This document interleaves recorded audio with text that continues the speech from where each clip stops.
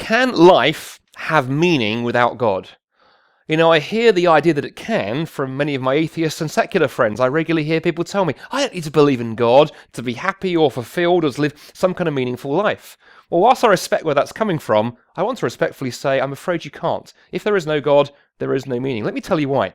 If we live in a godless universe, then I guess what some people would say is, well, the meaning to be found is the meaning that personally works for you. So go out and embrace some cause that brings meaning and significance to your life. But I'm afraid that doesn't work, because what happens when those meanings clash?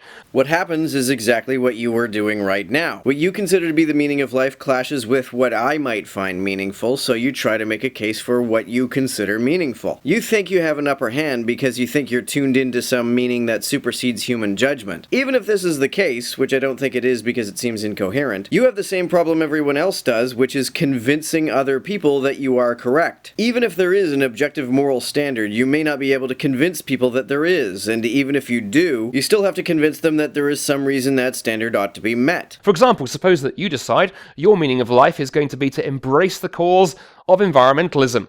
You send large donations to Greenpeace, you install solar panels on the roof, you even drive a clockwork Toyota Prius. You could not possibly be any greener. But then you meet a friend at work who's decided that the purpose of her life is going to be to have a carbon footprint bigger even than Bigfoot's. So she's installed a vast coal-fired gas turbine power generator in her garden shed.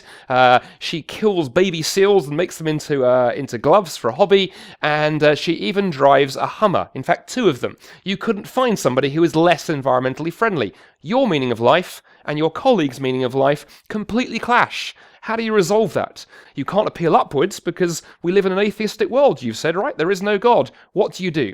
You're reduced, I guess, to fighting it out, and we can see how many people we can align behind us and try and defeat the other one. And you see, meaning has collapsed. If we each find our own meaning, how does the fact that others have conflicting meanings denote that meaning has collapsed? And even if you're right that there is some objective meaning, what do you do if you can't convince people of this? Even if you appeal to a higher authority, would you not also be reduced to engaging in conflict? If you would, having a higher authority to point to makes no practical difference. You see, what if meaning cannot actually come from within? What if meaning has to be something that's given to us from outside?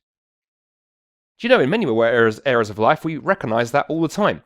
Let's imagine that you and I both pick up a copy of Richard Dawkins' best-selling book on atheism, The God Delusion, but we decide we're going to find our own meaning in the book. Perhaps I read the book and decide that actually what I see in there is a guide to taxidermy, and I take up stuffing small animals with sand for a hobby.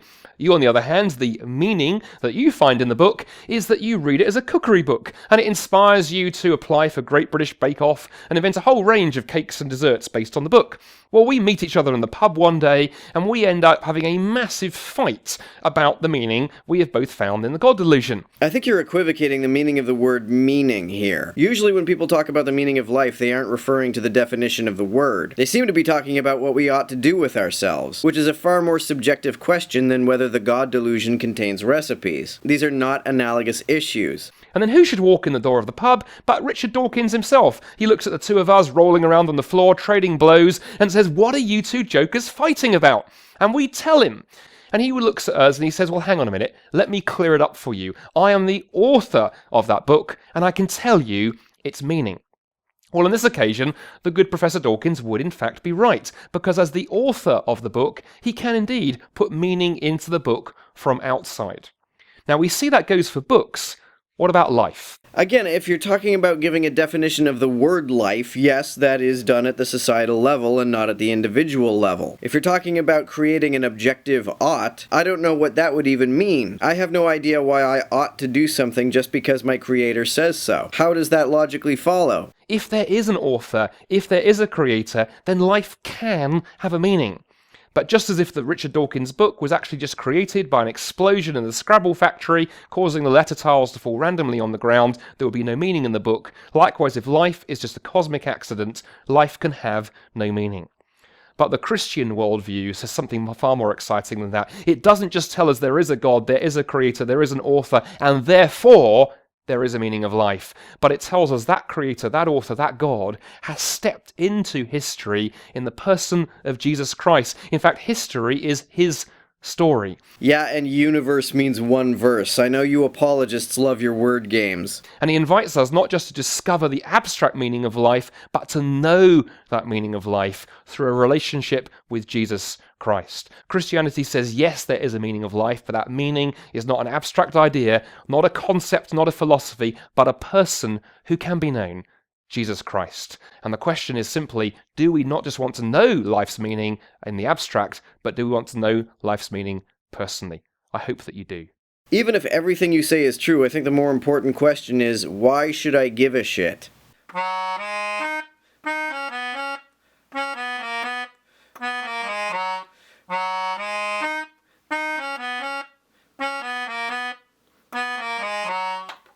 I don't know if you've heard, but I do have a Patreon.